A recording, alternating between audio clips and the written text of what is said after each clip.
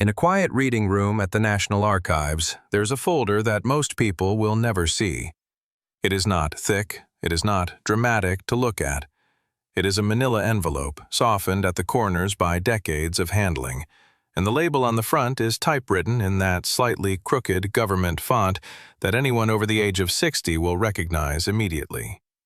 The name on the label is Leonard Franklin Sly. You probably know that name by another one. Leonard Franklin Sly is the man the world came to call Roy Rogers, the king of the Cowboys, the face on the lunchbox, the voice on the radio, the man on the golden palomino whose Saturday matinees for a whole generation of American children were the closest thing to a promise that good would win in the end. That folder in the National Archives is his FBI file. And before you get excited, I want to be honest with you right up front, the way I would want a friend to be honest with me. There is no scandal in that file. There is no crime. There is no secret double life. Serious researchers have gone through what has been released under the Freedom of Information Act, and the truth is a little disappointing to the people who go looking for a smoking gun. Most of the pages are routine background checks, the kind the Bureau ran on any famous performer who stood next to a president at a bond drive or a charity dinner in the 1950s. A few pages are letters from cranks. That is all. But here is what I find interesting. The file exists at all. Somewhere in Washington, in a government building, there is an envelope with the real name of a farm boy from southern Ohio on it. And inside that envelope, in the quietest way, is a reminder that the man millions of children waved at through their television screens on Saturday mornings was not, in fact, the man on the screen. The man on the screen was a character, a very good character. A character built on purpose over many years by a studio, by a wife, and by the farm boy himself. The real man behind that character lived through more loss than almost any American entertainer of his century. He buried 3 of his own children. He watched 2 marriages end, one of them in a way that no husband ever wants to remember. He fought his own movie studio in court over the right to be a human being and not a piece of merchandise. He kept singing, on stage, in front of audiences, within days of standing over small caskets. And he did all of it while smiling under a white hat, because a country full of children was watching, and because he had decided, somewhere along the way, that his private grief was not something a stranger should be asked to carry. So today I want to sit down with you for a while and tell you who he really was. Not the poster, not the lunchbox, the man. If you grew up on those Saturday afternoons, or if your parents did, or if you just love the kind of American story that has some real weight underneath the shine, stay with me. I promise you, by the end of the hour, you will look at that white hat differently. Let us start where he started, and that is a long way from Hollywood. He was born on the 5th of November, 1911, in Cincinnati, Ohio. The building where he was born stood on 2nd Street, and here is a small piece of the story that he liked to point out later with that dry half-smile of his. That building was torn down years afterward to make room for a baseball stadium. So the king of the Cowboys used to tell people, quite seriously, that when the Cincinnati Reds were playing at home, he had been born at, roughly, second base. His father was Andrew Sly. His mother was Mattie Womack Sly. The family was working poor, which, in 1911 in the American Midwest, meant something specific. It meant that the difference between having a roof and not having a roof came down to whether the father had steady work that week. Andrew Sly was a shoemaker by trade, and later a factory hand at a shoe company in Cincinnati, and the family moved often in those first years of Leonard's life, chasing wages the way a lot of families did in that era. When Leonard was still a small boy, the family made the decision that shaped who he would become. They left Cincinnati and moved south into the rural country around Portsmouth, Ohio, to a stretch of hollow farmland known locally as Duck Run. It was the kind of place where the road turned to dirt about a mile before you got to the house. There was no electricity in the house for most of Leonard's boyhood. There was no running water. Baths were taken in a metal tub on the kitchen floor, filled with water heated on a wood stove. The family kept chickens, kept a garden, raised a few pigs, and lived, in the plainest sense of the word, off what they could grow and shoot and preserve. Maddie Sly had suffered polio as a young woman and walked with difficulty for the rest of her life. That fact matters to the story, because Andrew Sly, in order to make cash money, had to work in Cincinnati at the shoe factory, and he could only come home to Duck Run on weekends. So, for most of Leonard's childhood, from Monday to Friday, the household was run by a woman on crutches, with the help of a boy who learned very early how to be useful. Leonard was riding a horse before he was riding a bicycle. In fact, there was no bicycle. He rode a mule to the country schoolhouse. He learned to shoot when he was still small enough that the rifle had to be braced against a fence post. He learned to trap. He learned to skin what he trapped. He learned to whistle back to birds, and, more importantly for what came later, he learned to sing. His mother sang while she worked. His father, on those weekend visits home, played the mandolin. There was a family tradition, which Roy talked about warmly in his later interviews, of Saturday nights on the porch, with neighbors dropping by and instruments coming out, and singing that went on until the lamps ran low. That was where his ear was trained. Not in a conservatory, not with a teacher. On a wooden porch in southern Ohio, with the sound of crickets underneath the harmonies. He also learned on that farm something that Hollywood could never have taught him. He learned how to lose things. A family friend once gave him a mule of his own, a young animal that he loved the way a farm boy loves the first animal that is truly his. That mule was lost, in the way of Depression-era farm life, to circumstances the family simply could not control. Roy told that story more than once as an old man, and there was always a small pause in his voice when he came to the part where the mule was gone. It was, in a way, his first lesson in something he would learn many times over. You can love a thing with your whole heart, and the world will still take it from you, and you will still have chores to do in the morning. The family stayed in Duck Run through most of the 1920s. Leonard went as far as he could go in the local schools, which was not very far by modern standards. He never finished high school.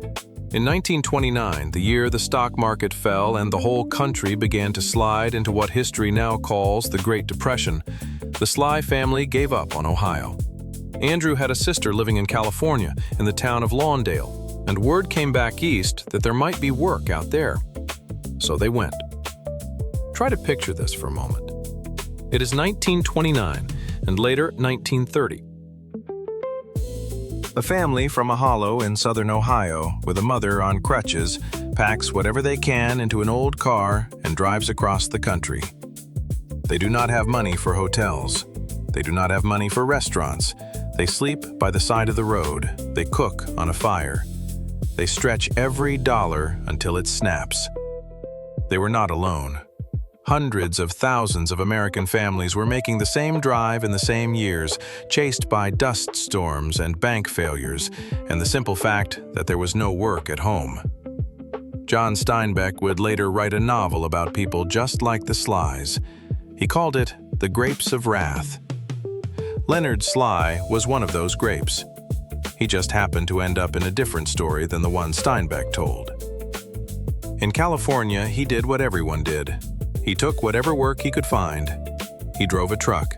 He picked peaches in the orchards of the San Joaquin Valley, up to his elbows in fruit for pennies an hour. He shoveled gravel. He did not in those years think of himself as a future movie star. He thought of himself as a young man trying to send a little money home to his mother. And in the evenings, when the work was done, he sang. He sang on street corners. He sang at family gatherings. He entered a local amateur radio contest in Inglewood, California, on what he later said was pretty much a dare from his sister. And something happened there that nobody, including Leonard, quite expected. People listened. Not politely, really listened. His voice was clean, warm, and most importantly, it carried on a microphone. Some voices do and some do not, and there is no way to know which is which until you get the voice in front of the equipment. By the middle of the 1930s, Leonard Sly had done something that a boy from Duck Run had almost no right to do. He had made himself into a working musician in Los Angeles, California. He passed through a handful of small groups, most of them forgotten now. Groups with names like the Rocky Mountaineers and the International Cowboys. He was learning the trade. He was learning how to blend a harmony, how to arrange a song, how to hold a room. And then, in the autumn of 1933, in a rented house in Hollywood, he sat down with two other young men. One of them was named Bob Nolan, the other was named Tim Spencer. And the three of them, over the course of long afternoons and long evenings, invented a sound. They called themselves at first the Pioneer Trio. Very soon after, they became the Sons of the Pioneers. And that name, if it does not mean anything to you today, meant everything to Western music in the middle of the 20th century. The Sons of the Pioneers essentially created what we now think of as the singing cowboy sound. Three-part harmony, close and clean. Songs about the desert, about tumbleweeds, about cool water in a dry country. Bob Nolan wrote a song in that era called Tumbling Tumbleweeds. He wrote another one called Cool Water. Those two songs, all by themselves, are enough to earn a man a place in American music history. And Leonard Sly was the third voice on those recordings. They started playing on Los Angeles radio. They played on KFWB. They got a sponsorship. They started making a little money. They started getting called for small parts in Hollywood westerns, which in the mid-1930s were being cranked out by the dozens, at studios like Republic and Monogram, on tight schedules and tighter budgets. Leonard Sly, still using his real name in the credits, appeared as a background singer or a small part cowhand in film after film. He was on screen with Gene Autry, who was, at that moment, the biggest singing cowboy in America. He was on screen with Bing Crosby. He was picking up, in the way a good young performer does, exactly how the machinery worked, how a scene was lit, how a horse was cued, how a song was placed inside a story. And then, in the winter of 1937, Gene Autry had a fight with Republic Pictures about money. That fight is the door that Leonard Sly walked through. Autry, at the peak of his fame, wanted a better contract. Republic said no. Autry walked out. Republic, panicking, needed a new singing cowboy, and they needed one fast. They held what amounted to an open audition. According to the version of the story Roy told for the rest of his life, and this version is confirmed in the memoirs of people who were there, Leonard Sly heard about the audition almost by accident. He was buying a hat in a shop on Hollywood Boulevard. Another customer mentioned it. Leonard, on impulse, drove to the Republic lot the next morning. He did not have an appointment. He did not, at first, get past the gate. So he waited outside until a truck full of extras came in, and, in a piece of cheerful improvisation that says a lot about the kind of young man he was, he simply climbed onto the back of the truck and rode in with them. Inside, he found the audition. He sang. He was signed on the spot. The contract was for $75 a week, which in 1937 was a real living for a young man, though nothing like what a movie star would soon earn. Republic renamed him. First, they tried Dick Weston, which they used on a couple of small pictures. Then they settled on the name that stuck, Roy Rogers. The Roy came from Will Rogers, the beloved humorist who had died in a plane crash just 2 years earlier, and whose name still carried enormous public affection. The Rogers, doubled up like that, was meant to trigger the same warm feeling. It was, in the coldest terms, a marketing decision. And the young man from Duck Run, Ohio, went along with it. Because he was 26 years old, he had a contract in his pocket, and he had figured out something very important about Hollywood. The people who argued about their names did not, as a rule, keep their contracts for very long. His first starring picture came out in 1938. It was called Under Western Stars. It did well. He was launched. Within 2 years, he was one of the top-earning Western stars in the country.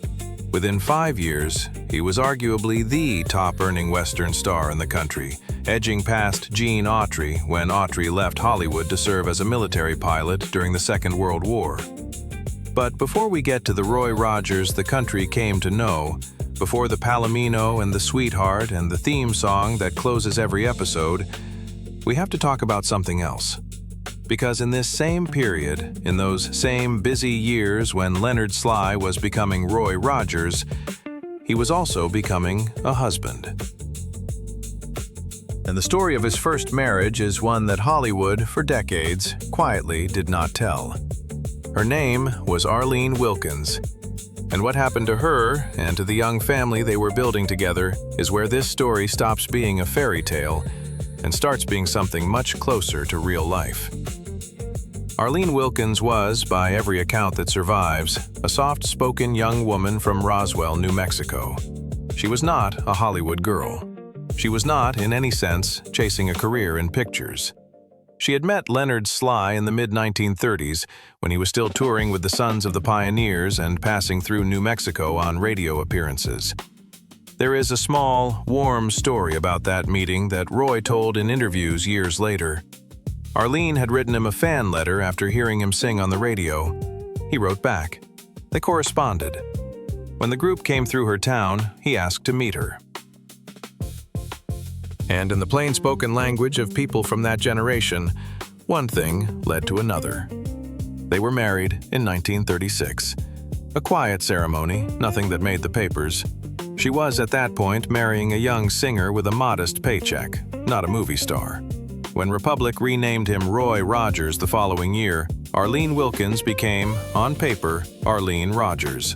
But friends of the family said she never quite settled into the role of a movie star's wife. She was shy. She preferred a quiet house to a Hollywood party.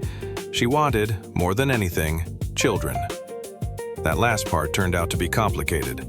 The Rogers family for years was unable to have a child, and in 1941, after long conversations and a lot of prayer, Roy and Arlene made a decision that in the 1940s was considered a little bit unusual for a young Hollywood couple. They went to a hospital in Texas, and they adopted a baby girl. They named her Cheryl Darlene. Cheryl would grow up to write one of the most valuable books about this family, a memoir called Cowboy Princess. And it is from her, more than from any studio press release, that we know what the household was actually like in those years. It was, she said, a happy house. Roy was away often, on tours and on shooting schedules that ran 6 days a week, but when he was home, he was fully home. He got down on the floor with the baby, he fed her, he rocked her to sleep. This was not, in that era, standard behavior for an American father, and Cheryl remembered it for the rest of her life. 2 years after Cheryl came home, something happened that the family had almost stopped hoping for. Arlene became pregnant. In April of 1943, she gave birth to a biological daughter, whom they named Linda Lou. And then, 3 years after that, in October of 1946, Arlene gave birth again, this time to a son. They named him Roy Rogers Jr. The family called him Dusty, a nickname that stuck for the rest of his life. For a few weeks in the autumn of 1946, Roy Rogers had exactly the family he had always wanted. 3 children, a wife he loved, a career at its absolute peak. He had signed a new contract with Republic. His pictures were the top-grossing westerns in the country. He was, on paper, one of the most successful men in Hollywood. And then, 6 days after Dusty was born, Arlene Wilkins Rogers died.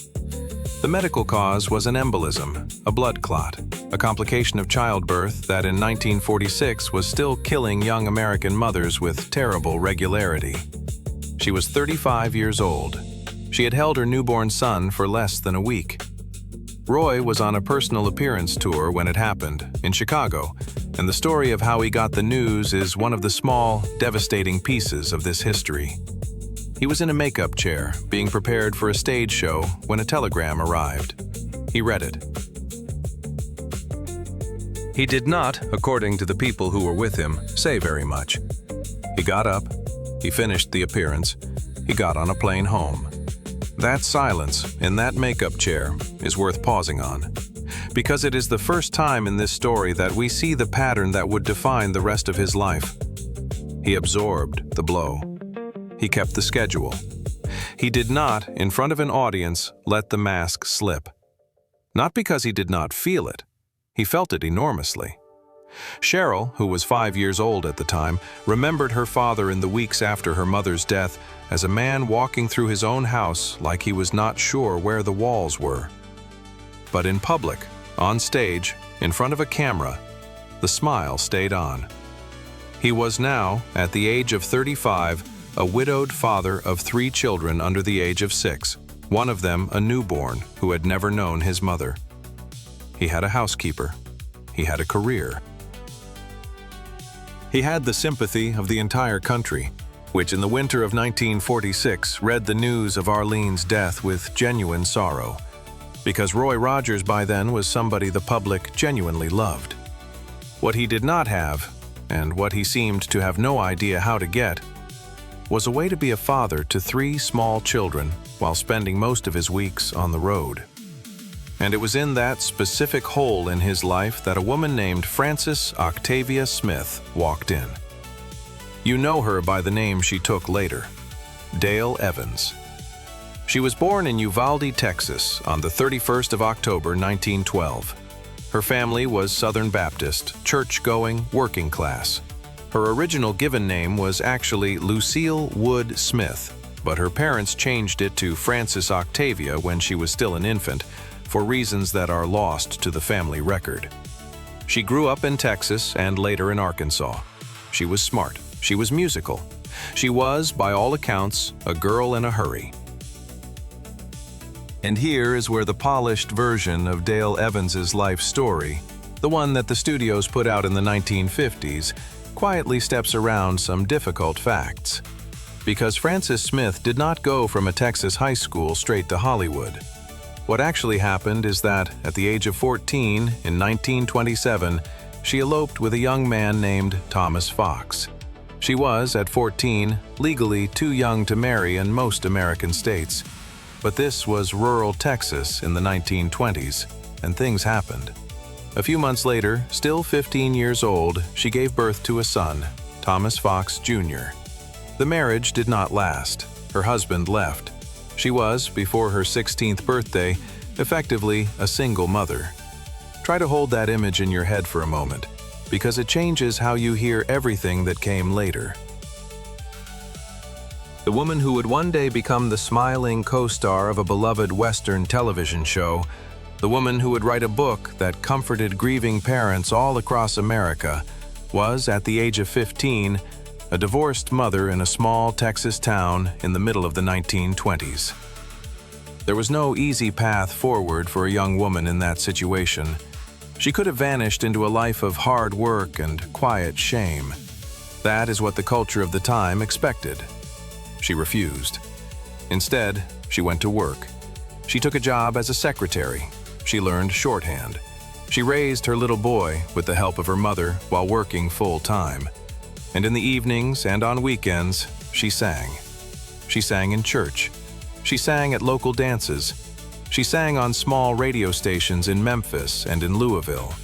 She remarried, briefly, and that marriage also ended. She remarried a 3rd time to a man named Robert Dale Butts, who was a musician and a band leader, and who was by all accounts the first husband who was really good to her. Somewhere in that period, on some southern radio station in the mid-1930s, she picked up the stage name Dale Evans, and she began, slowly, to be noticed. By the early 1940s, Dale Evans had made her way to Chicago, and then, on the strength of a contract with the CBS radio network, to Hollywood. She was a working singer. She appeared in a handful of pictures. She was under contract to 20th Century Fox for a while, and then, when that ran out, she signed with Republic. And it was at Republic in 1944, on the set of a picture called The Cowboy and the Senorita, that she was cast opposite a Western star she had never met. His name was Roy Rogers. Their first meeting, according to both of them in later interviews, was not romantic, not remotely. Dale was 31 years old, on her third marriage, and focused on her career. Roy was a happily married father of one, with 2 more children on the way. They were professional partners. They filmed together. They did publicity together. They liked each other, in the way that co-workers who share long days on a set come to like each other. That was the entire relationship, for years. Then Arlene died, and in the months that followed, something between Roy and Dale slowly began to change. It did not happen quickly. Dale, according to her own memoir, felt uncomfortable about it. Roy was a grieving widower. She had herself come out of a difficult third marriage that was quietly ending. They were on screen together almost weekly, filming picture after picture, and the professional closeness over time turned into something else. On the last day of 1947, on New Year's Eve at a friend's ranch in Davis, Oklahoma, Roy Rogers married Dale Evans. It had been a little over a year since Arlene's death. Cheryl was 6 years old. Linda Lou was 4. Dusty was 14 months. Dale, at that ceremony, took on not just a husband, but 3 small children who had lost their mother. Some people in Hollywood raised their eyebrows about how quickly it had happened. Even Cheryl, writing about it decades later, admitted with characteristic honesty that the timing was unusually brief by the standards of the era. But she also wrote something that matters. She wrote that from the day Dale walked into their house, she treated all 3 of them as her own. Not as her husband's children, her own. And she did that, Cheryl said, from the first day until the last. That decision, to fully take on 3 grieving children, was the beginning of Dale Evans as most of America came to know her. And it was also the beginning of something else. Because a year after the wedding, in August of 1948, Dale gave birth to her 4th child, and Roy's 4th child, a daughter they named Marion. And 2 years after that, in August of 1950, Dale, at the age of 37, gave birth again. That baby was named Robin Elizabeth. And Robin Elizabeth Rogers is where this story quietly turns from a love story into something much harder and much more important. Robin was born with Down syndrome. In 1950, in America, that diagnosis meant something very specific. And I want to be careful and gentle here, because this part of the story deserves respect. In 1950, the standard medical advice given to almost every American parent of a child with Down syndrome was to place the baby in an institution, immediately. Do not take her home. Do not name her. Do not become attached. Tell your family the baby died. Move on. That was not fringe advice. That was, in 1950, mainstream medicine, delivered in polite offices by respectable doctors in almost every American city. Roy and Dale, in a hospital room in Los Angeles, were told exactly that. And they said no. They took Robin home. They named her. They loved her openly. They brought her into a house that already held 4 other children, including the older 3 who had lost one mother already. And they told those children that this was their sister, and this was how their sister was. And there was going to be no pretending and no hiding. That decision, in 1950, was almost unheard of for a famous American family. Most Hollywood couples, faced with the same diagnosis, would have done what the doctor said, and the child would have disappeared quietly into a facility upstate, and the public would never have known. Roy and Dale, in their own house, in their own way, refused to do that. Robin lived at home with her family for 2 years. She was, by every account from Dale and from Cheryl, a happy child.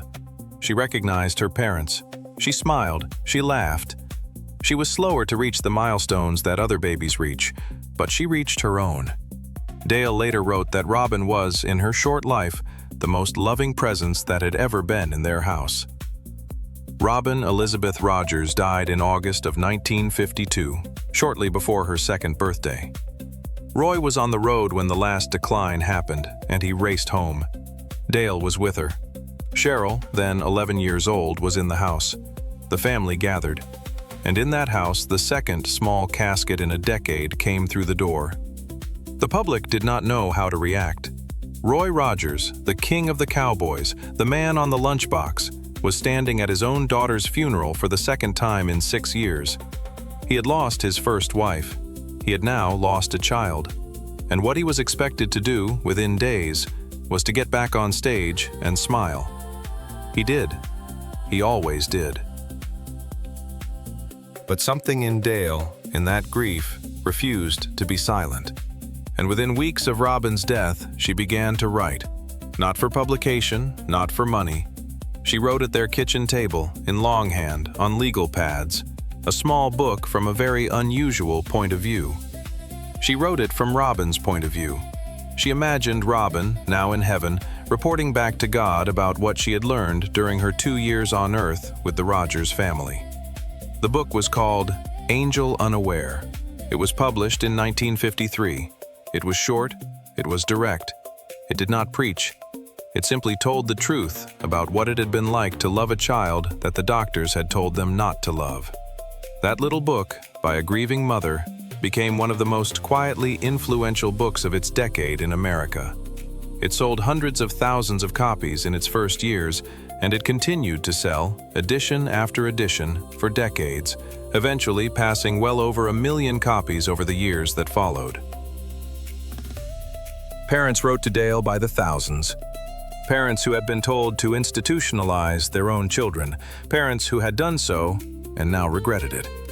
Parents who had refused to do so and had felt alone until they read her book. Historians of the disability rights movement in America are careful about assigning single causes to large cultural changes, and I want to be careful too. There were many forces over the following decades that moved American families away from institutionalizing children with intellectual disabilities and toward keeping them at home. President Kennedy and his family spoke publicly about their own sister. Reformers wrote exposés of the state institutions. Advocacy groups organized. Angel Unaware was one voice among many, but it was, without question, one of the earliest voices, and it reached ordinary American families in their own kitchens, and it changed some of their minds. Every serious history of that era mentions Dale's book. That is not a small thing for a book written in longhand at a kitchen table by a mother who had just buried her child. Roy read the book before it was published. He gave it his blessing. He never talked publicly in any detail about his own grief over Robin. That was not his way. But he supported Dale in every practical sense, and he made sure the book got printed, and he stood beside her, quiet in his white hat, while she did the interviews.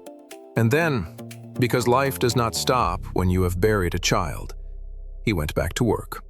The Roy Rogers Show had gone on the air on the 30th of December of the previous year. It would run for 100 episodes over 6 seasons. Even amid the family's private sorrow, the program was finding its audience, and Roy Rogers was proving to be one of the first stars to grasp what this new invention called television could mean for a performer who knew how to use it. The Roy Rogers Show went on the air on the 30th of December, 1951. It ran for 100 episodes over 6 seasons. And if you are over the age of 60, there is a very good chance that you can, right now, hum the theme song without any help from me. Happy trails to you until we meet again. Dale wrote those words.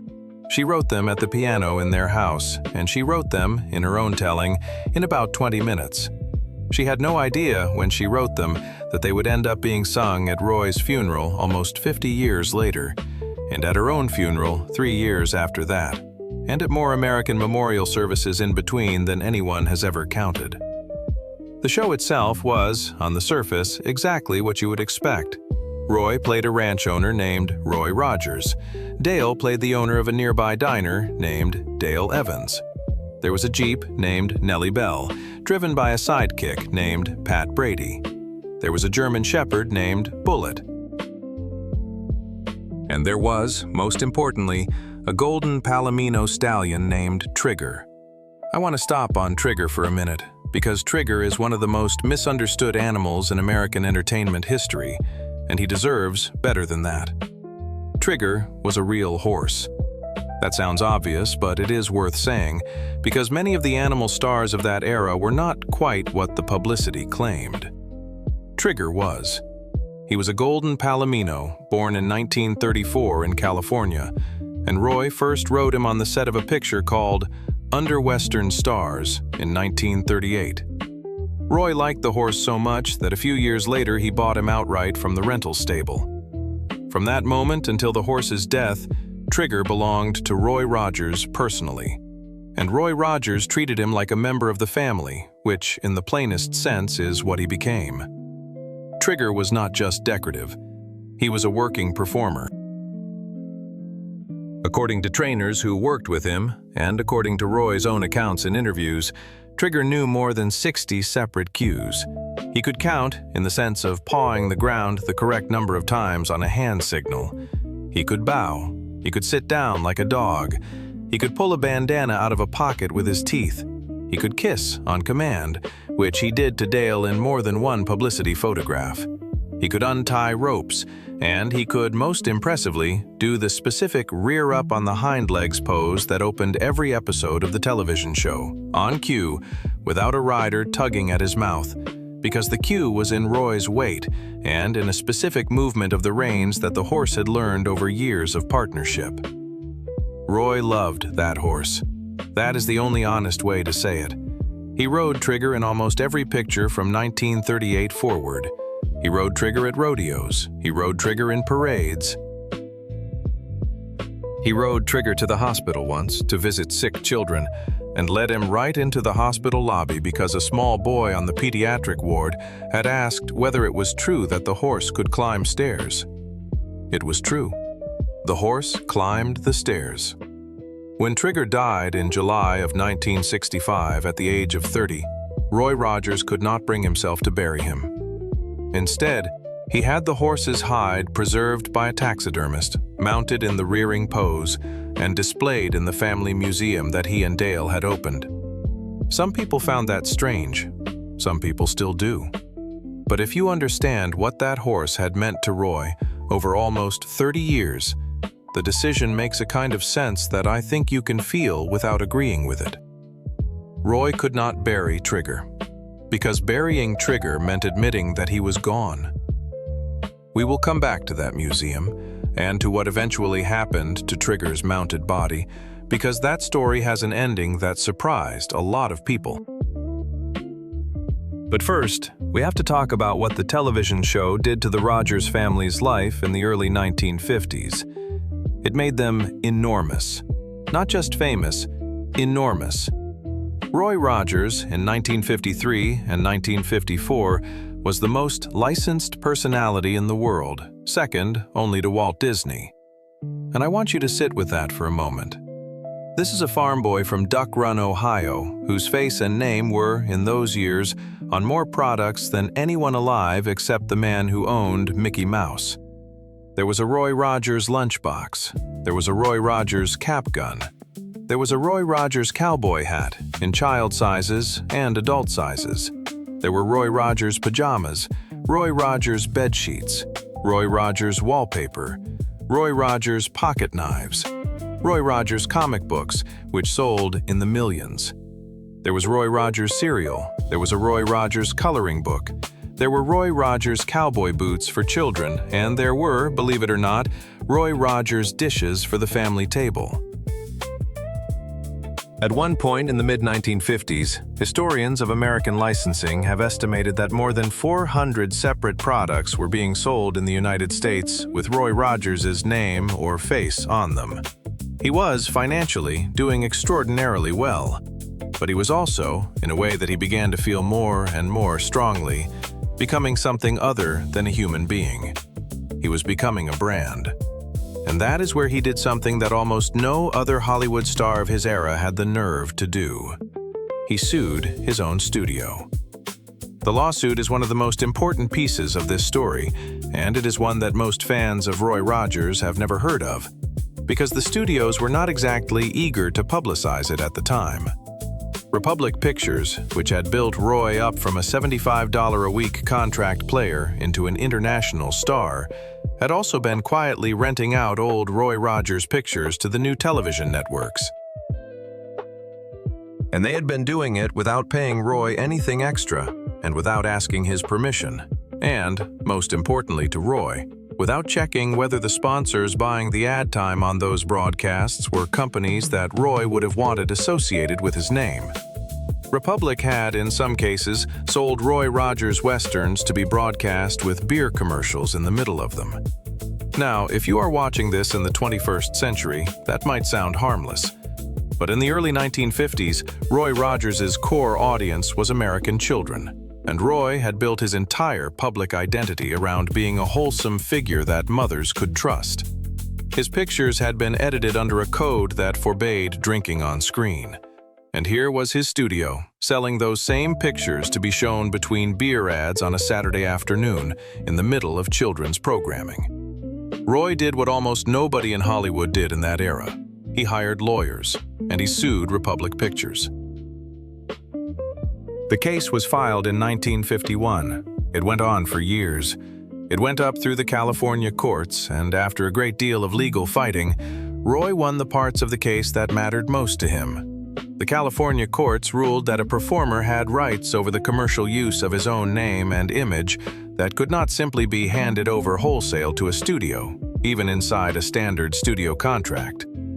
Legal historians debate exactly how big a precedent that case set.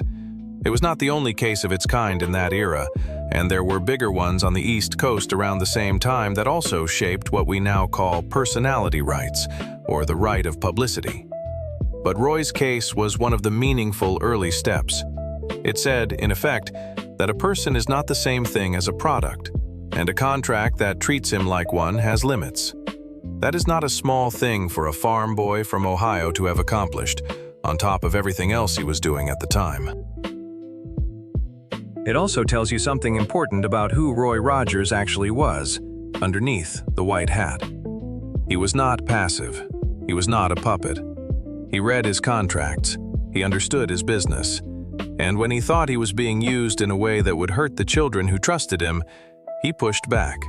And he kept pushing until the courts said he was right. By the middle of the 1950s, then, this is the picture. Roy Rogers is one of the most famous men in America. His television show is a hit. His marriage to Dale is, by all outward signs and by every private account, genuinely happy. They have 5 children in the house: Cheryl, Linda Lou, Dusty, Marion, and the newest one, born in 1950, before Robin. And after Robin's death, in the space of grief that she left behind, Roy and Dale began doing something else that was, once again, unusual for Hollywood in that era. They started adopting. The first was a little girl named Marion Fleming, adopted from Scotland, from a children's home that Roy and Dale had visited on a tour of the United Kingdom. She joined the family in 1954. Then, a Choctaw girl named Mary Littledoe, whom the family called Dodie, was adopted from a Texas home for Native American children in 1952. Then a boy of Native American and white parentage, whom they named John David Rogers, and whom the family called Sandy, was adopted in 1952 as well. Then a Korean girl named In-ai Lee, whom they renamed Deborah Lee, and whom the family called Debbie, was adopted from an orphanage in Korea in 1955. By the late 1950s, the Rogers household included children born to Roy and Arlene, children born to Roy and Dale, children adopted from Texas, from Scotland, from a Choctaw children's home, and from post-war Korea. It was, without any planning, a picture of what an American family could look like if it decided that love was the qualification. They did not tour their family for the cameras. They did not do a magazine photo shoot every year with the children lined up on the front porch. Some of that happened because they lived a public life, but it was not the point. The point, according to Dale in every interview she ever gave on the subject, was that they had lost Robin, and after losing Robin they had realized that there were children in the world who had nobody, and there was a house in California with room in it. It was that simple and that difficult. Now, if this were a Hollywood movie, this is where the credits would roll. The king of the Cowboys and his sweetheart in their big California house, surrounded by rescued children, riding golden horses off into the sunset. That is not what happened. What happened next is the reason this story matters more than a nostalgic memory of a Saturday morning show. On the 17th of August, 1964, a 12-year-old girl in a chartered bus was riding along a highway in California, coming back from a mission trip to an orphanage in Tijuana, Mexico.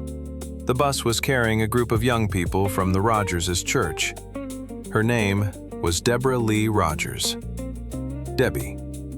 She was 9 years past the day her adoptive parents had brought her home from a Korean orphanage.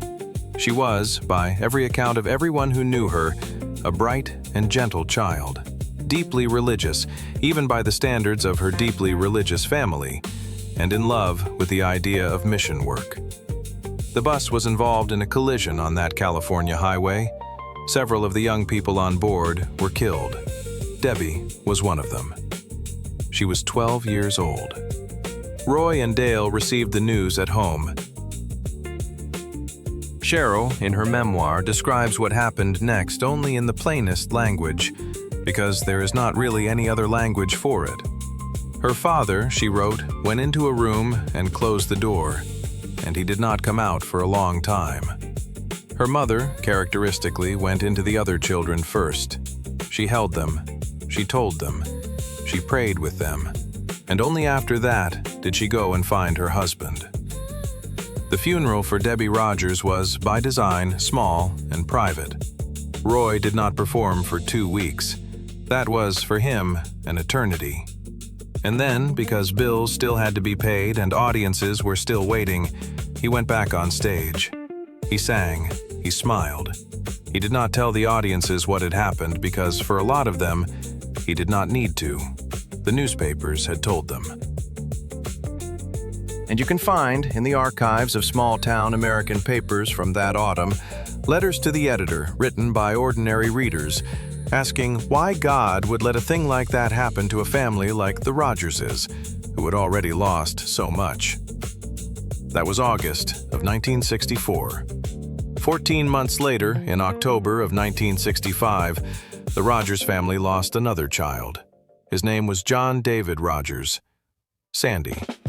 He was the boy they had adopted in 1952, the one with Native American and white parentage. And he was, by 1965, an 18-year-old private in the United States Army, serving in West Germany. The family had not particularly wanted him to enlist. Sandy had struggled in school. He had been born with some cognitive difficulties that were never fully diagnosed. Roy and Dale had worried, gently and privately, about whether the Army was the right fit for him. But Sandy wanted to serve. He wanted, more than anything, to make his father proud. And Roy, who had turned down military service in the Second World War on the grounds that he was the sole support of his 3 children, was not going to stand in the way of a son who wanted to wear the uniform he himself had never worn. Sandy shipped out. He wrote home. His letters, which Dale later published in a small book, were the letters of a young man trying very hard to be a soldier. They were cheerful. They were determined. They were, in some places, not quite convincing. On the night of the 31st of October, 1965, Sandy Rogers went out with a group of soldiers from his unit. Alcohol was involved. A great deal of alcohol. It was, according to the accounts later reconstructed by Army investigators, the kind of drinking event that some units in that era treated as a rite of passage.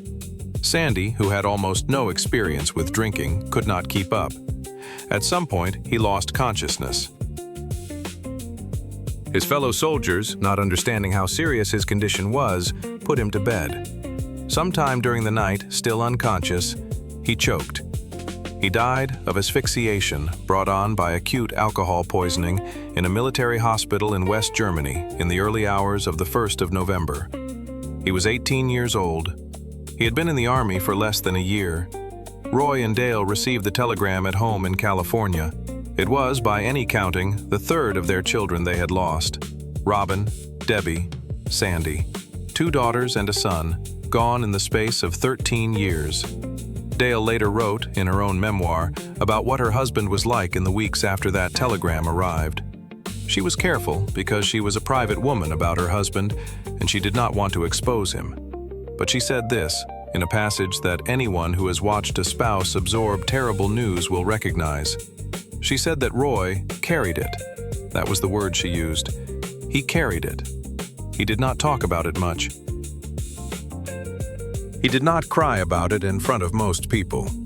He carried it, the way a man carries a weight that he has been told is now his. And he kept going. Dale did what Dale always did. She wrote a book. She called it Salute to Sandy. It was, like Angel Unaware and like the book she would write about Debbie called Dearest Debbie, a small book of grief made into faith. She sent the profits to charity. She dedicated her book to every parent who had ever lost a child, in a war, on a road, or in a hospital bed. And she went back to work. Because Roy Rogers and Dale Evans did not stop. They never stopped. And in the years that followed the loss of Sandy, in the late 1960s and into the 1970s, when the country was changing in ways that nobody in their generation had expected, Roy Rogers was about to do something that would strike a lot of his old fans as bizarre, and that would turn out to be, financially, one of the smartest decisions of his life. He was going to open a hamburger restaurant. The Roy Rogers Restaurants chain was launched in 1968. The Marriott Corporation, which was at that time expanding aggressively into the fast food business, licensed Roy's name and image for a new chain of family restaurants that would compete with McDonald's and with Burger King. The first Roy Rogers restaurant opened its doors that year in Falls Church, Virginia. The concept was straightforward: hamburgers, roast beef sandwiches, fried chicken later on, a fixings bar, where you dressed your own sandwich, which in 1968 was an unusual and much-loved idea. And on the wall in every restaurant, images of Roy Rogers in his prime, tipping his white hat to the customers. By the middle of the 1970s, there were hundreds of Roy Rogers restaurants across the eastern United States. At the chain's peak in the mid-1980s, there were more than 600 locations. If you grew up in Maryland or Virginia or Pennsylvania or New Jersey in that era, there is an excellent chance that some of your childhood birthdays involved a Roy Rogers roast beef sandwich and a look up at the framed photograph on the wall. Roy himself was not running those restaurants. He was not standing behind the counter. He was in California, in his 60s by then, doing personal appearances a few times a year and letting the Marriott Corporation handle the operations. The lead was a licensing deal, of exactly the kind he had once sued Republic Pictures for handling badly. This time the licensing was on his own terms, negotiated by his own people, and the money came directly to him and to his family. There is a story that has circulated for years about Roy Rogers walking into one of his own restaurants and not being recognized by the young person behind the counter. It is a good story, and you may have heard it told about several different celebrities over the years. I have not been able to find a solid, sourced version of it in any of the family memoirs or in the reliable biographies of Roy, so I would put that one in the category of Hollywood folklore rather than history.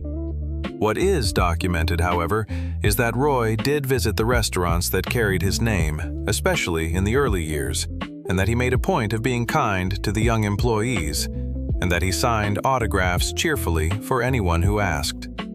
He was also, in this same period, quietly involved in something much more important than a hamburger chain. He and Dale had, since the 1950s, been building a personal collection of memorabilia from his career: costumes, scripts, guns, saddles, photographs, and, of course, the mounted body of Trigger, which had been standing in their living room, more or less, since 1965. Dale finally told him, in the plainest possible language, that Trigger could not go on standing in the living room forever. So Roy did what Roy did.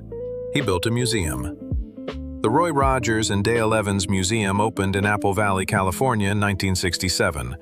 It was moved some years later to Victorville, California, where it stayed for about 3 decades.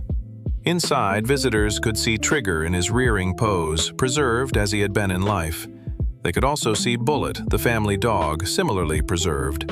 They could see Trigger's saddle, worked in silver and turquoise, which was said to be one of the most expensive saddles in the world. They could see the costumes Roy and Dale had worn on television. They could see the pinball machine from the Rogers' own family room. And they could see, in a quiet corner set aside for them, memorial displays for Robin, for Debbie, and for Sandy. That museum, more than any single interview Roy or Dale ever gave, was how they told the country who they were. It was not, in the end, a monument to fame. It was a family scrapbook you could walk through. And the children who had died were included, gently and honestly, in the same building as the guns and the saddles and the golden horse. The museum stayed open, in one location or another, for more than 40 years. It moved at one point to Branson, Missouri, in an effort to reach a different audience. Eventually, after the deaths of both Roy and Dale, it became clear to the family that the museum could not stay open forever. The audiences were aging, the costs were rising, and in 2009, the family made a difficult decision. They closed the museum, and they sold the contents at auction. Christie's, the auction house in New York, handled the sale in July of 2010. And that auction is one of the most surprising footnotes to Roy Rogers' story, because it was there that Trigger, the mounted body of the horse that Roy had once ridden into a hospital lobby, was sold to the highest bidder. The buyer was a cable television network based in Nebraska called RFD-TV. They paid, according to the public sale records, $266,500 for Trigger. Bullet, the family dog, sold for around $35,000. The silver-mounted saddle sold for well over $300,000. You can decide for yourself how you feel about that auction. Some of Roy's old fans felt sad about it and said so publicly. Some of his family members in later interviews said that they, too, had complicated feelings, but that the practical realities of running an aging museum had made the decision necessary.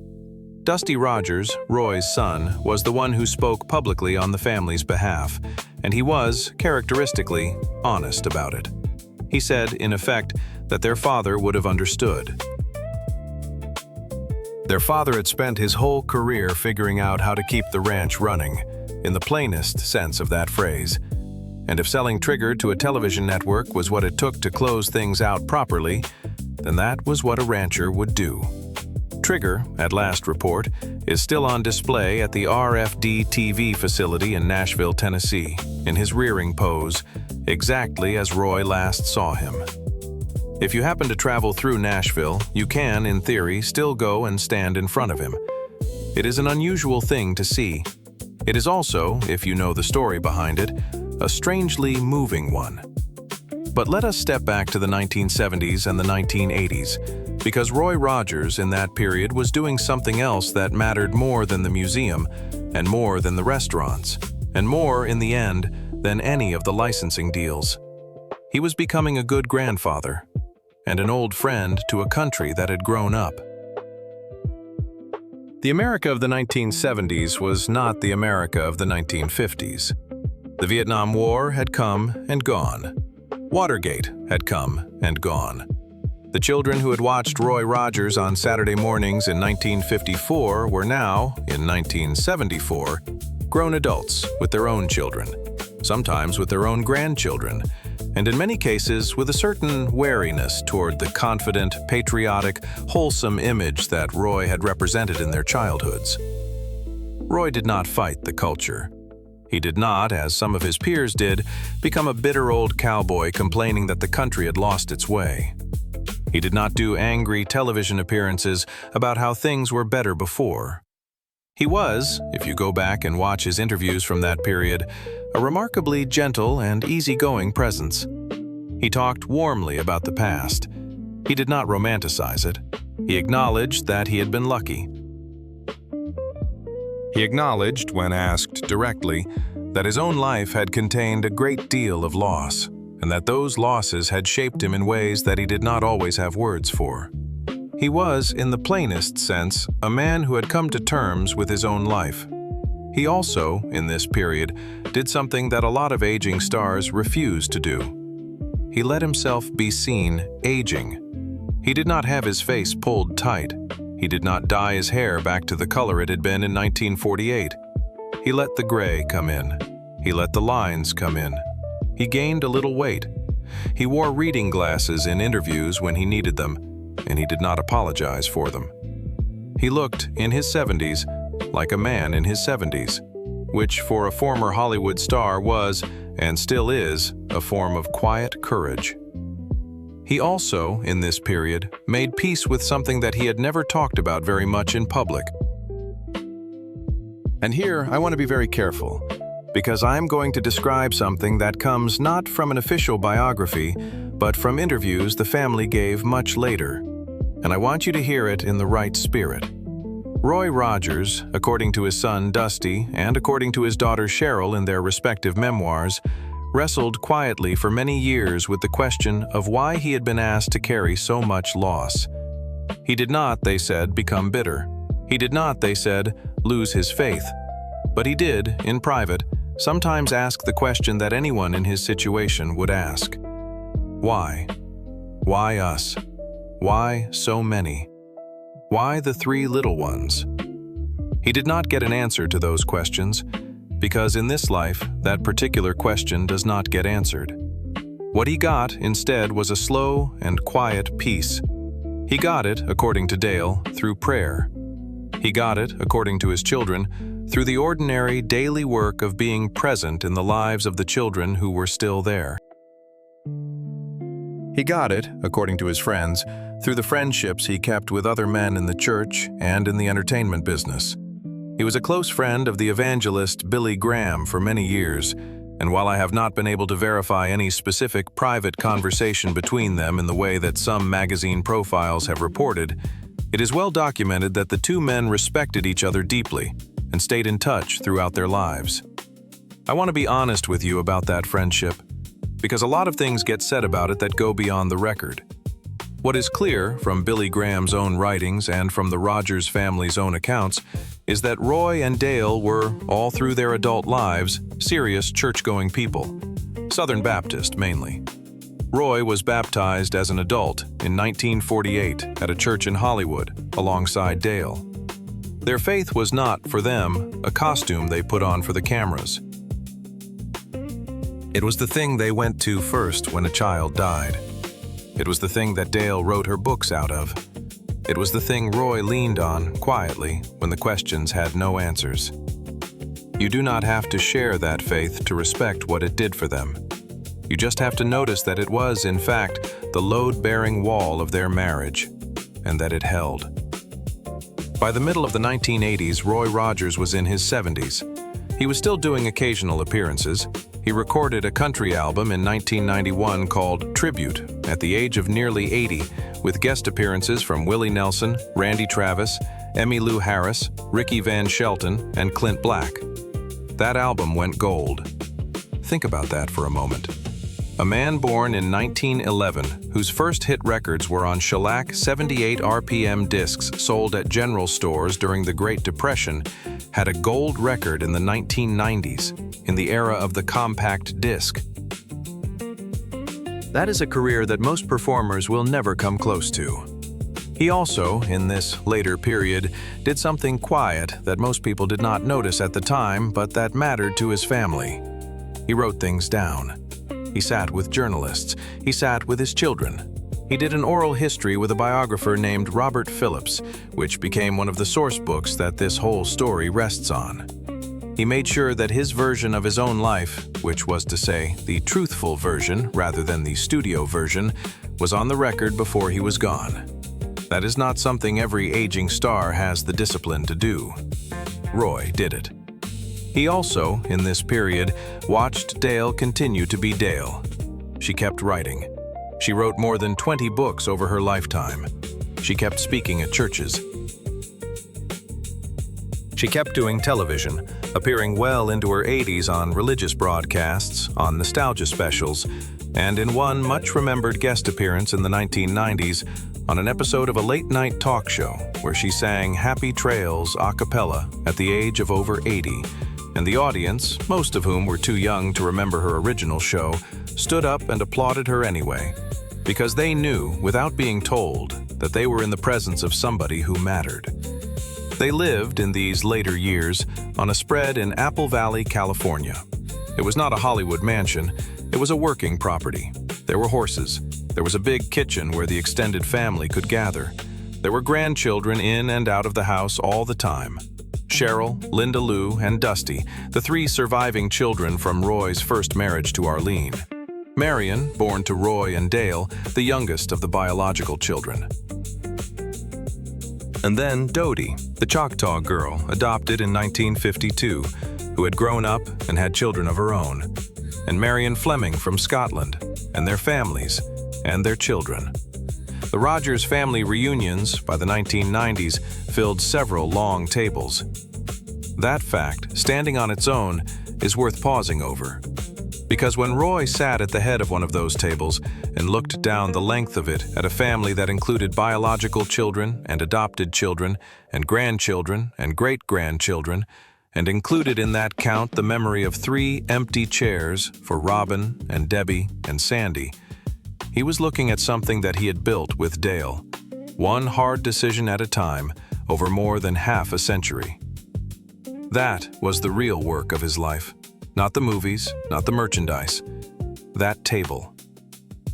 He was diagnosed in his last years with congestive heart failure.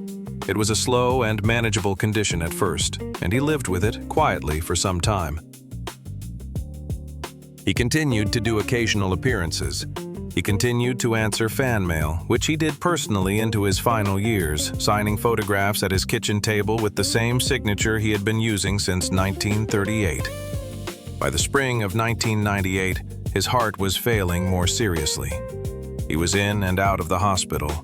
Dale, by then in her mid-80s herself, was with him. His children took turns. His grandchildren came to sit with him. And on the 6th of July, 1998, in the bedroom of his home in Apple Valley, California, with Dale beside him, Roy Rogers died. He was 86 years old. I have read several accounts of his final hours, from his children, from his friends, from Dale herself. What they agree on is that his last day at home was quiet, that Dale was with him, and that when the end came, it came gently. His last conversations with his family were, according to Cheryl, characteristic of who he had always been: warm, practical. Not maudlin. He had, over 86 years, learned how to close things properly, and he closed his own life in the same way. Any specific final words that get quoted in gift books and internet posts, I would encourage you to take with a grain of salt. The family, in their own writings, has been careful not to turn his final hours into a scripted movie scene. What they have said, in essence, is that he went the way he had lived. He was present, he was gentle with the people he loved, and then he was gone. The funeral was held a few days later in Apple Valley. It was not by design a Hollywood event.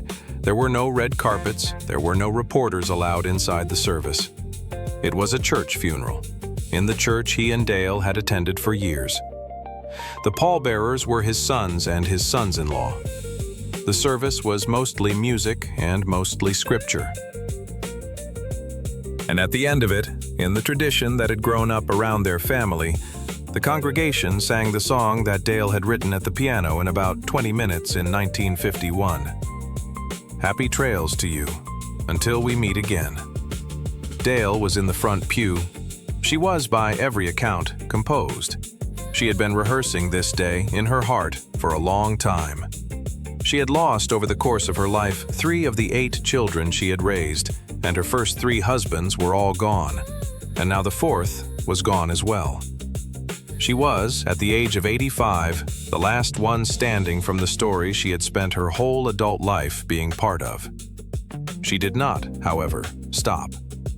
Dale Evans lived for 3 more years after Roy's death, and in those 3 years, she did something that a lot of grieving spouses cannot do.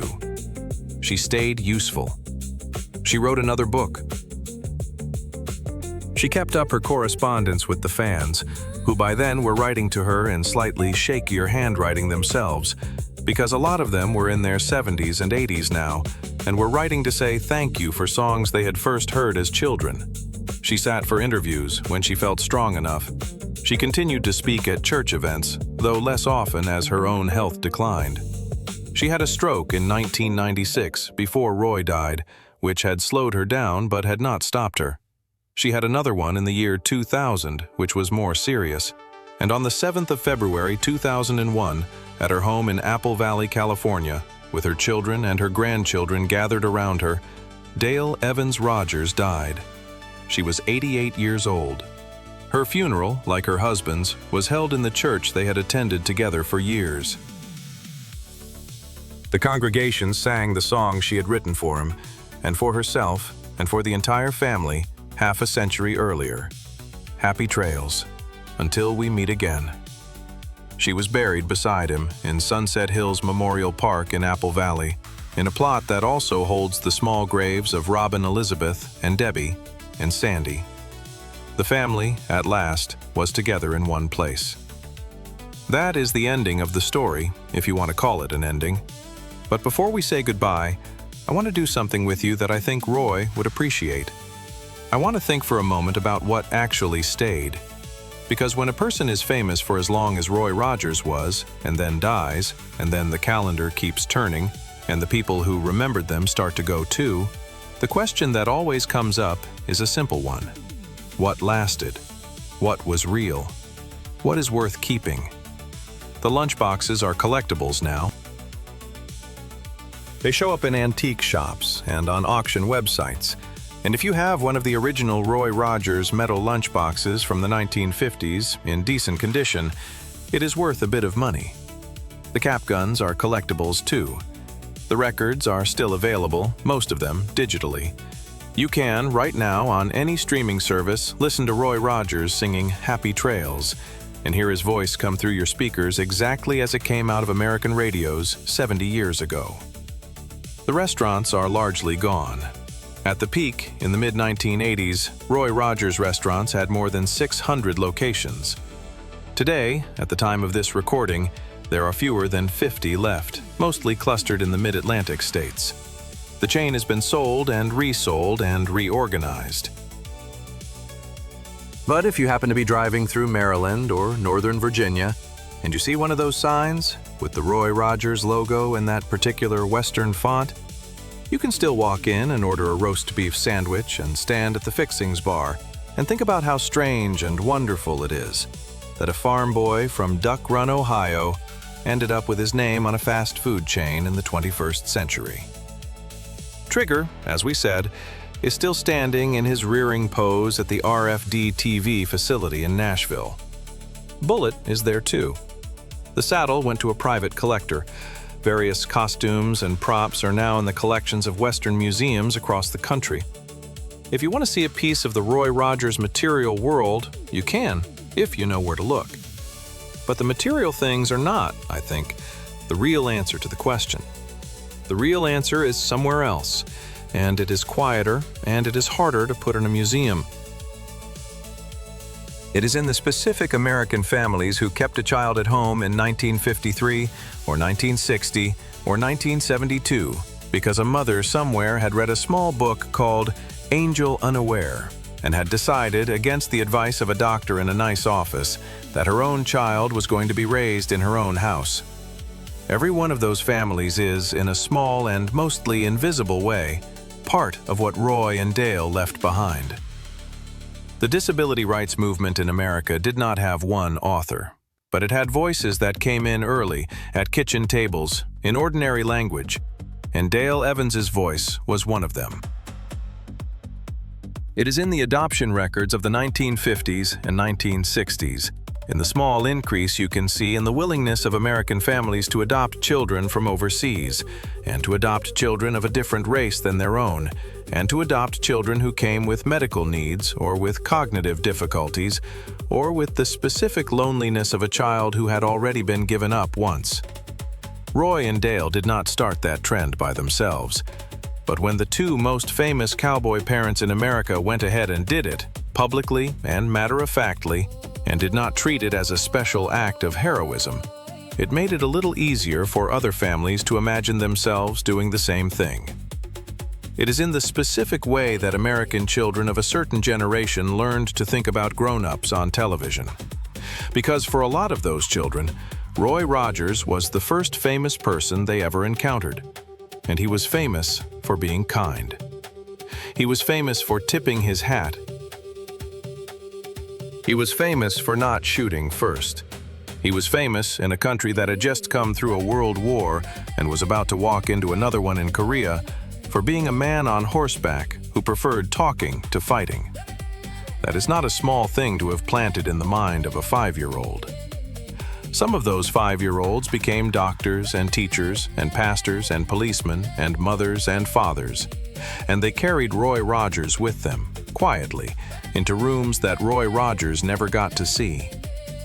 It is in the country song, the American Western song, the whole tradition of harmonies about wide-open country and cool water and tumbling tumbleweeds. The Sons of the Pioneers are still technically an active group, different singers, obviously, from the ones who sat down in that rented house in Hollywood in 1933. But the tradition kept going. Bob Nolan's songs are still recorded. Tim Spencer's songs are still recorded. And the third voice on those first recordings, the young Leonard Sly, is still there on the old tapes whenever anyone wants to hear him. The music outlasted the movies. Music, in the end, usually does. And it is in something more personal than any of that. It is in the way that the people who actually knew him remember him. Not the fans, the people who lived in the house, his children, his grandchildren, his close friends. Because when you read what those people wrote about him in memoirs published over the last 30 years, a very clear picture comes together. And it is not a picture of a saint, and it is not a picture of a Hollywood construction. It is a picture of a specific man. He was quiet. He was patient. He was not, by nature, a man of many words. He was sometimes difficult to read because he had spent so much of his life keeping his interior to himself. He could be stubborn. His children, in their memoirs, describe him with the honesty that adult children owe to a parent they loved. He was not perfect. Cheryl, in Cowboy Princess, does not pretend that he was. She describes small conflicts and normal family frustrations, and the specific kinds of misunderstandings that happen in any household with more than one strong personality in it. But she also describes over and over a man who showed up. A man who came home from long weeks on the road and immediately, without complaint, got down on the floor with whichever child needed him most that night. A man who taught his sons to fish. A man who taught his daughters to shoot. A man who, when a child came to him with a problem, would put down whatever he was doing and give that child his complete attention, sometimes for hours. A man who did not, so far as any of his children ever saw, raise his voice at his wife. That last one deserves its own moment because Roy and Dale were married for slightly more than 50 years. That is a very long time for two people, especially two performers in the Hollywood system, to stay married. It requires, at minimum, a lot of ordinary kindness on both sides. Their children, without exception in every account I have read, describe the marriage as a genuinely happy one. There were disagreements, of course. There were years that were harder than others. There were the 3 funerals that would have broken most marriages. There were the long stretches of Roy being on the road and Dale carrying the household. There were the ordinary irritations of 2 strong-willed adults sharing a life. But underneath all of that, there was, apparently, an actual love. The kind that gets up on Monday morning and makes the coffee and tries again. That is, in a sense, the most important thing Roy Rogers left behind. Because in a century in which celebrity marriages became more and more short-lived and public and difficult, Roy and Dale stayed married until he died. They buried children together. They wrote books together. They toured together. They sold hamburgers together. They opened a museum together, and eventually closed one together. They sat side by side at Sunday church services in Apple Valley for decades. And when he died, in the bedroom of the house they shared, she was next to him. If you asked Roy, in one of his last interviews, what he was proudest of, he did not say the movies. He did not say the television show. He did not say the licensing deals or the restaurants or the gold record at the age of 80. He said his family. He said Dale. He said the marriage. And when interviewers pressed him about the losses, about Robin and Debbie and Sandy, he would grow quiet for a moment, in the way he had grown quiet in that makeup chair in Chicago in 1946. And then he would say something plain, something like, "We did the best we could. God knows the rest." That is not a heroic answer. It is not a movie speech. It is the answer of a man who had learned, over 86 years, that some questions do not get closed, they just get carried, and that the carrying, done well over a long enough time, is its own kind of answer. If you take one thing away from this story, I hope it is not a piece of trivia. I hope it is not a fact about a horse or a lunchbox or a lawsuit against Republic Pictures. Those are all part of the story, and they are all interesting, but they are not the point. The point is this.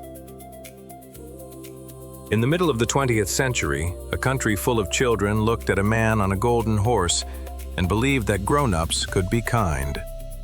Some of what they believed was studio publicity. Some of it was manufactured. Some of it, honestly, was myth. But underneath the myth, in the private life of the actual man, there was a great deal of real kindness. There was a marriage that lasted. There were adopted children who were loved as fully as biological children. There were 3 little graves that were tended, in silence, for the rest of a father's life. There was a wife who wrote books to keep other parents from feeling alone. There was a horse who knew 60 cues and who was mourned like a member of the family. There was a hat that was tipped, day after day for decades, to strangers who would never know how much its owner had lost. And there was, at the end of a very long life, a bedroom in Apple Valley, California, and a wife holding a husband's hand, and outside the window the same California sky that had watched all of it happen. Happy trails indeed. If you have made it all the way to the end of this with me, I want to say thank you. This kind of story, the kind where the shine on the outside is real, but the weight underneath is realer, is worth telling slowly, and it is worth telling honestly. Roy Rogers deserved that. Dale Evans deserved that. And the 3 small children whose names most of the world forgot deserve that most of all. Robin Elizabeth, Debbie, Sandy. Now you have heard them named, along with everything else, and that, in the smallest way, is something too. Take care of yourselves out there. Be a little kinder than the day requires you to be. Tip the metaphorical hat at somebody who is not expecting it. And if you have children in your life, tell them the old stories, even the sad parts. Especially the sad parts. Because the sad parts, told honestly, are what make the happy parts worth anything. Until we meet again.